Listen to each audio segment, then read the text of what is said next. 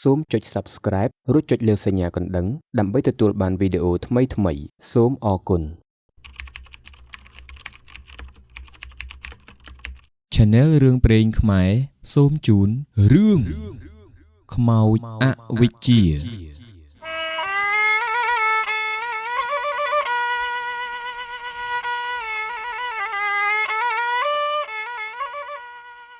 នាយដាច់គឺជាកូនប្រុសតែមួយរបស់ពូដុកនិងមីងដោកគ្រួសាររបស់គេមិនសូវជាមានជីវភាពធូរធារប៉ុន្មាននោះទេតែពូដុកនិងមីងដោកតែងតែខិតខំធ្វើការបម្រើកូនប្រុសតែមួយនេះយ៉ាងអស់ពីចិត្តពីថ្លើមពួកគាត់សង្ឃឹមយ៉ាងមុតមាំថានាយដាច់នឹងបានក្លាយទៅជាមនុស្សល្អជាមនុស្សដែលមានចំណេះដឹងដើម្បីជួយកសាងគ្រួសារនិងសង្គមជាតិទៅថ្ងៃមុខផ្ទុយទៅវិញនាយដាច់គឺជាក្មេងប្រុសម្នាក់ដែលខ្ជិលច្រអូសបំផុតគេមិនចូលចិត្តទៅសាលារៀនមិនចូលចិត្តអានសៀវភៅឬធ្វើកិច្ចការសាលានោះឡើយ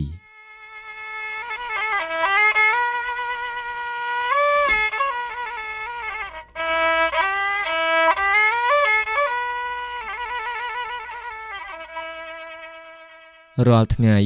គេគិតតែពីដើរលេងជាមួយនឹងមិត្តភ័ក្តិដែលទំនេរដូចគ្នាជួនកាលគេលួចទៅលេងល្បែងនៅខាងក្រៅភូមិទៀតផងពូដុកនិងមីងដោកខិតខំប្រដៅណែនាំកូនប្រុសមិនចេះតិចនោះឡើយ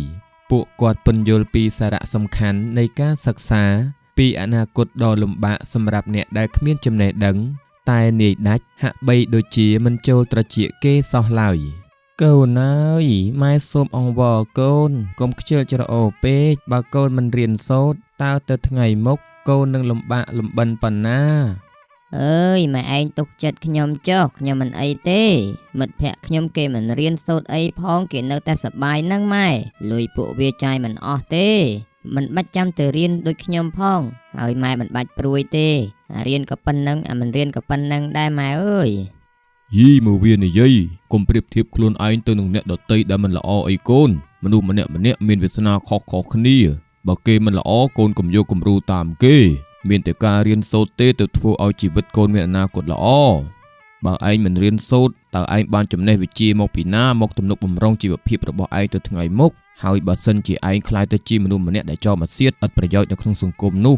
តើអ្នកណាជាអ្នកដែលទទួលផលវិបាកគឺខ្លួនឯងផ្ទាល់នឹងឯងមិនត្រឹមតែប៉ុណ្ណោះទេឯងនឹងខ្លាចទៅជាដង្កូវនៅក្នុងសង្គមហើយបើឯងគ្មានចំណេះដឹងអ្វីនោះការព្រានប្រដៅរបស់ពូដុកនិងមីងដោកហាក់បីដូចជាចាក់ទឹកលើក្បាលនាយដាច់ទៅវិញនាយដាច់នៅតែបន្តទម្លាប់ខ្ជិលច្រអូសរបស់គេដដែលគេតែងតែរកលេសដើម្បីគេចវេះពីការរៀនសូត្រហើយចំណាយពេលភាគច្រើនទៅលើការសប្បាយរីករាយឥតប្រយោជន៍ដដែល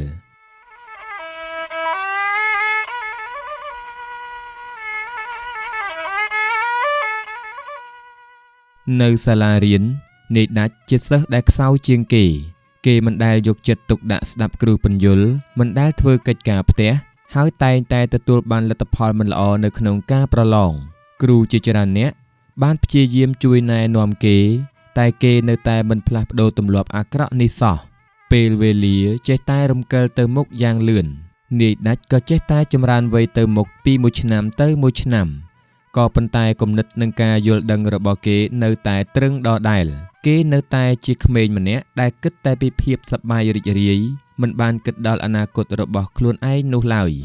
ថ្ងៃមួយនាយដាច់បានបបួលមិត្តភ័ក្តិមួយក្រុមទៀតជិះម៉ូតូដើរលេងទៅកាន់ទីរួមខេត្តពួកគេជិះម៉ូតូយ៉ាងលឿនមិនគោរពច្បាប់ចរាចរណ៍ហើយផឹកស្រាស្រវឹងទៀតផងអ្នកស្រុកជាច្រើនអ្នក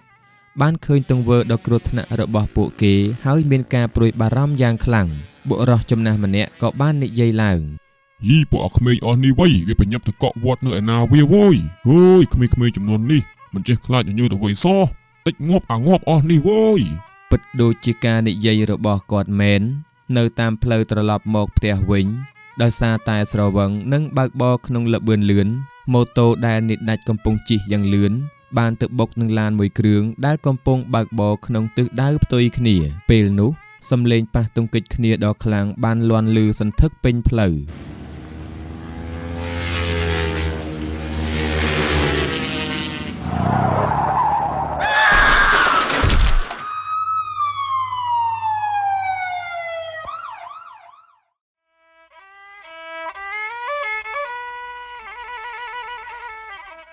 នាយដាច់និងមិត្តភ័ក្តិរបស់គេបានឃ្លាតចេញពីម៉ូតូរងរបួសយ៉ាងធ្ងន់ធ្ងរអ្នកដែលធ្វើដំណើរតាមផ្លូវបានប្រញាប់ប្រញាល់ចុះមកជួយសង្គ្រោះពួកគេហើយហៅរថយន្តសង្គ្រោះបន្ទាន់ជាអកុសលដោយសារតែរបួសធ្ងន់ធ្ងរពេកនាយដាច់បានដាច់ខ្យល់ស្លាប់នៅនឹងកន្លែងកើតហេតុទៅហើយមិត្តភ័ក្តិរបស់គេមួយចំនួនទៀតក៏បានស្លាប់នឹងរបួសធ្ងន់ធ្ងរផងដែរដំណឹងដ៏សោកសៅនេះបានសាយភាយយ៉ាងឆាប់រហ័សទៅដល់ភូមិរបស់គេធ្វើឲ្យពុដុកនិងមីងដោករន្ធត់ចិត្តស្ទើរតែបាត់បង់ស្មារតីពិធីបុណ្យសពរបស់នាយដាច់ត្រូវបានប្រារព្ធឡើងក្នុងបរិយាកាសដ៏ក្រៀមក្រំនិងសោកសៅបំផុតឪពុកម្ដាយបានយំសោកបោកខ្លួនអឡោះអាល័យកូនប្រុសតែមួយដែលបានចាកចេញទៅយ៉ាងឆាប់រហ័សបែបនេះអ្នកភូមិជាច្រើនអ្នកក៏មានការសោកស្ដាយចំពោះការបាត់បង់យុវជនម្នាក់ដែលមិនបានប្រើប្រាស់ជីវិតឲ្យមានប្រយោជន៍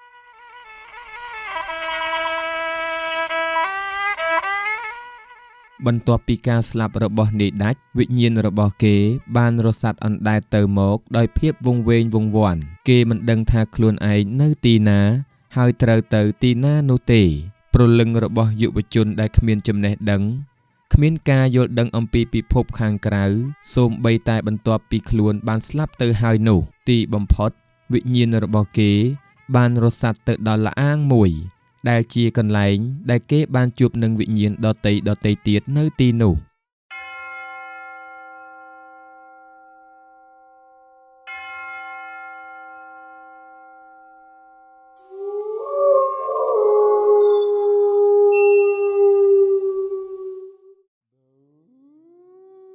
រាត្រីដ៏ស្ងាត់ជ្រងំ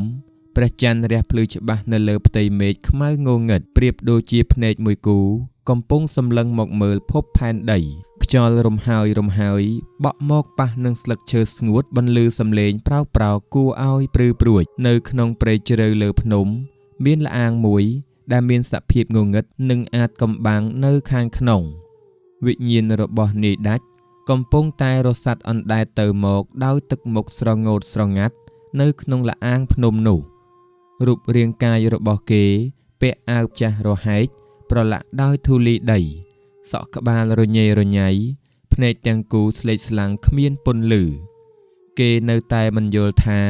ហេតុអ្វីបានជាគេមកនៅក្នុងទីកន្លែងដ៏ឯកោនិងគួរឲ្យខ្លាចបែបនេះទៅវិញគេក៏បានលាន់មាត់ថាហេតុអ្វីបានជាខ្ញុំមកនៅទីនេះពេលនោះមានវិញ្ញាណខ្មោចស្រីចំណាស់ម្នាក់បានផុសចេញពីជញ្ជាំងថ្មនៃល្អាងហើយនិយាយទៅកាន់នាយដាច់ថានេះមិនមែនជាកន្លែងដែលឯងធ្លាប់ដើរលេងនោះទេអាដាច់ទីនេះគឺពិភពវិញ្ញាណជាកន្លែងដែលខំខាំងវិញ្ញាណដែលមានកម្មពៀនាយដាច់លឺហើយភ័យញ័រខ្លួនងាកមើលទៅតាមទិសដៅនៃសំឡេង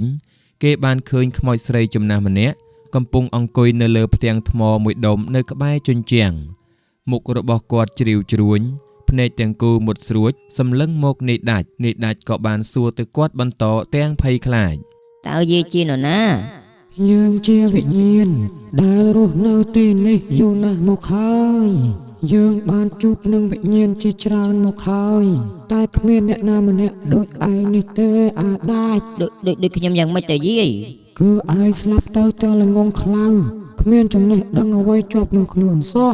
កាលនៅរស់ឯងគិតតែពីសប្បាយផ្លេចការសិក្សាហើយនៅនេះឯងខ្លាចទៅជាខ្មោចដែលគ្មានគោលដៅមិនដឹងថាត្រូវទៅទីណានោះអី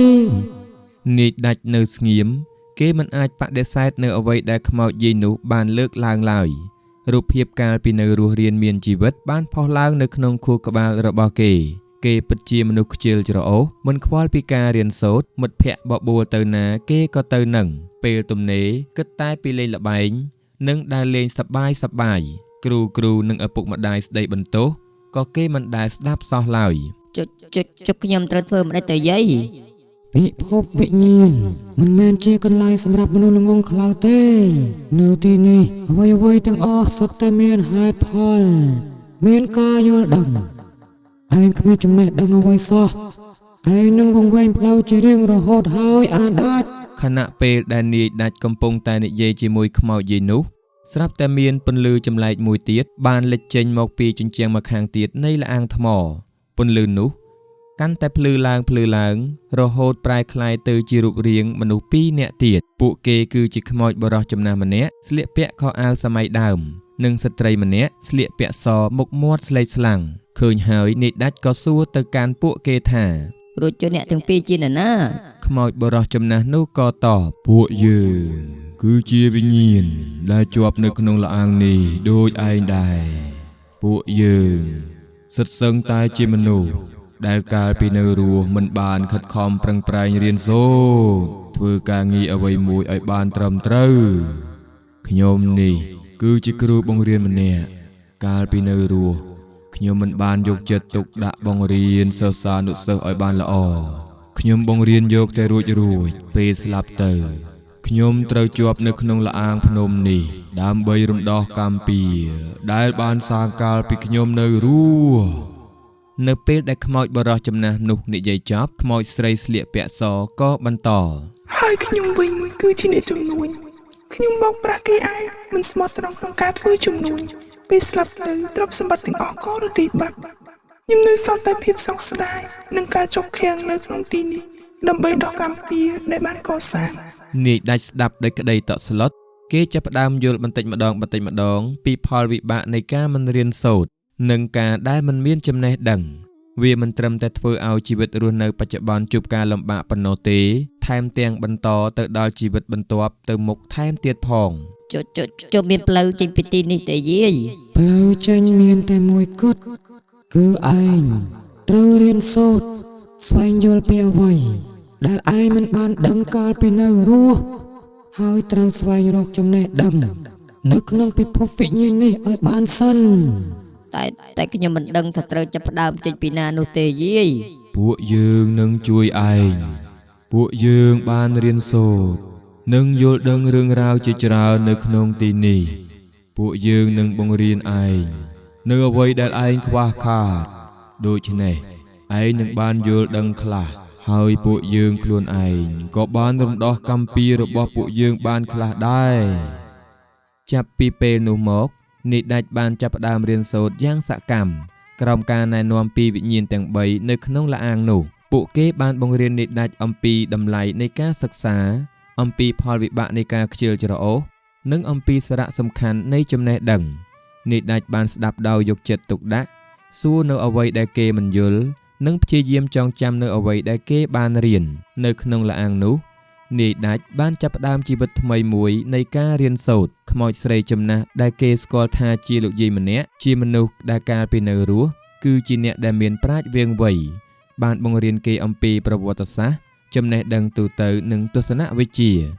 រីឯខ្មោចបរោះចំណាស់ដែលជាគ្រូបង្រៀនបានបង្រៀនគេអំពីអក្សរសាស្ត្រគណិតវិទ្យានិងវិទ្យាសាស្ត្រជាដើមចំណែកឯខ្មោចស្ត្រីជាអ្នកជំនួញបានបង្រៀនគេអំពីសីលធម៌គុណធម៌និងផលវិបាកនៃការប្រព្រឹត្តអំពើទុច្ចរិតដំបូងឡើយនេដាច់មានការលំបាកយ៉ាងខ្លាំងក្នុងការផ្ដោតអារម្មណ៍និងចងចាំនៅអ្វីដែលគេបានរៀនទម្លាប់ខ្ជិលច្រអូសដែលធ្លាប់ចាក់ឫសចាក់គល់យ៉ាងជ្រៅនៅក្នុងខ្លួនរបស់គេមិនងាយនឹងកែប្រែបានឡើយតែដោយមានការលើកទឹកចិត្តនិងការអត់ធ្មត់ពីវិញ្ញាណទាំង3គេក៏ចាប់ផ្ដើមមានភាពអំណត់និងខិតខំប្រឹងប្រែងជាងមុនកុំបាក់ទឹកចិត្តទេចៅការរៀនសូត្រត្រូវការពេលវេលានិងការតស៊ូកាលពីនៅរស់ឯងមិនបានឲ្យតម្លៃវាឥឡូវនេះឯងត្រូវតែព្យាយាមទ្វេដងពិតហើយក្មួយចំណេះដឹងគឺជាពន្លឺដែលនឹងនាំផ្លូវឯងចេញពីភាពងងឹតអវិជ្ជាចូលកុំបោះបង់ឲ្យសហើយកុំភ្លេចនៅអ្វីដែលពួកយើងបានបង្រៀនណានេះដាច់ត្រូវចងចាំថាការរៀនសូត្រនិងការធ្វើអំពើល្អគឺជាកូនសោសម្រាប់ជីវិតដ៏ប្រសើរលោកយាយលោកគ្រូនិងបងស្រីខ្ញុំសូមអរគុណចំពោះការបង្រៀននិងការណែនាំរបស់បងប្អូនឥឡូវខ្ញុំបានយល់អស់ហើយពួកយើងរីករាយណាស់ដែលឃើញឯងមានការរីកចម្រើនបែបនេះឯងលែងជាខ្មោចល្ងងអវិជ្ជាទៀតហើយចំណេះដឹងដែលឯងបានរៀននឹងនាំផ្លូវឯងទៅកាន់ទីដែលប្រសើរជាងនេះនៅពេលនោះស្រាប់តែមានពន្លឺភ្លឺចែងចាំងមួយបានលេចចេញពីមាត់ល្អាងពន្លឺនោះភ្លឺកាន់តែច្បាស់ឡើង រហូតធ្វើឲ្យវិញ្ញាណទាំង4នាក់បិទភ្នែកនៅពេលដែលពួកគេបើកភ្នែកឡើងវិញនេដាច់បានរលត់បាត់ខ្លួនទៅហើយ គេបានទៅហើយគេបានរៀនសូត្រគ្រប់គ្រាន់ហើយ សង្ឃឹមថាគេនឹងចាប់កំណើតក្នុងជីវិតថ្មីមួយដែលប្រសើរជាងមុនទៅជោ ហើយសង្ឃឹមថាគេនឹងចូលចាំនៅអ្វីដែលគេបានរៀននៅទីនេះទៅចុះ ចំណែកឯវិញ្ញាណទាំង3នាក់នេះក៏នៅតែបន្តរស់នៅក្នុងល្អាងនោះដោយរងចាំវិញ្ញាណថ្មីផ្សេងទៀតដែលត្រូវការណែនាំនិងការបង្រៀនដើម្បីឲ្យវិញ្ញាណទាំង3នេះបានរំដោះកម្មពៀចេញពីល្អាងភ្នំនេះពួកគេបានក្លាយទៅជាគ្រូបង្រៀននិងជាអ្នកណែនាំនៅក្នុងល្អាងភ្នំមួយនេះដោយបន្តចែករំលែកនូវចំណេះដឹងនិងបទពិសោធន៍របស់ពួកគេទៅកាន់វិញ្ញាណដែលបានមកដល់ទីនេះដរាបទៅអើយរឿងរ៉ាវរបស់នេដាច់គឺជាកញ្ចក់ឆ្លុះបញ្ចាំងមួយសម្រាប់មនុស្សដែលកំពុងរស់នៅក្នុងโลกនេះវាបង្ហាញឲ្យឃើញថាការខ្ជិលច្រអូសមិនរៀនសូត្រមិនត្រឹមតែធ្វើឲ្យជីវិតបច្ចុប្បន្នជួបការលំបាកប៉ុណ្ណោះនោះទេថែមទាំងអាចបន្តទៅដល់ជីវិតនៅពេលអនាគតនឹងមានបញ្ហាមិនចេះចប់មិនចេះហើយការមិនមានចំណេះដឹងធ្វើឲ្យមនុស្សម្នាក់ងងឹតងងុលមិនស្គាល់ខុសត្រូវហើយអាចប្រព្រឹត្តអំពើអាក្រក់ផ្សេងដែលនាំមកនៅទុក្ខទោសទាំងក្នុងជីវិតបច្ចុប្បន្ននិងទាំងពេលអនាគតផ្ទុយទៅវិញការខិតខំប្រឹងប្រែងរៀនសូត្រស្វែងរកចំណេះដឹងគឺជាពន្លឺចង្គៀងដែលនាំផ្លូវជីវិតឲ្យដើរឆ្ពោះទៅកាន់ភាពជោគជ័យនិងសុភមង្គលចំណេះដឹងនឹងជួយឲ្យមនុស្សម្នាក់មានការយល់ដឹងបានត្រឹមត្រូវអាចគិតពិចារណាបានល្អស្គាល់ខុសស្គាល់ត្រូវនិងចេះសម្របខ្លួនទៅនឹងស្ថានភាពផ្សេងៗដែលកើតឡើងនៅក្នុងជីវិតរឿងខ្មោចនេះក៏ជាការក្រើនរំលឹកដល់មនុស្សគ្រប់គ្នាឲ្យតម្លៃទៅលើការសិក្សានិងការរៀនសូត្រចំណេះដឹងមិនមែនជារបស់ដែលគេអាចលួចប្លន់ឬដកហូតបានពីខ្លួននោះឡើយវាគឺជាទ្រព្យសម្បត្តិដ៏ផូរផង់និងមានតម្លៃបំផុតដែលនឹងនៅថិតថេរគង់វង្សតាមខ្លួនមនុស្សម្នាក់ៗជារៀងរហូតទៅដូច្នេះហើយចូលកុំខ្ជិលច្រអូសក្នុងការរៀនសូត្រចូលខិតខំប្រឹងប្រែងស្វែងរកចំណេះដឹងឲ្យបានច្រើនតាមដែលអាចធ្វើទៅបានចំណេះដឹងនឹងបើកទ្វារនៃឱកាសថ្មីៗក្នុងជីវិតរបស់យើងហើយវាក៏ប្រហែលជាអាចនឹងក្លាយទៅជាកូនសោដែលនាំអ្នកទៅកាន់ពិភពមួយដែលប្រសើរជាងនេះបន្ទាប់ពីអ្នកដល់ពេលវេលាដែលត្រូវចាកចេញពីโลกនេះទៅផងដែរ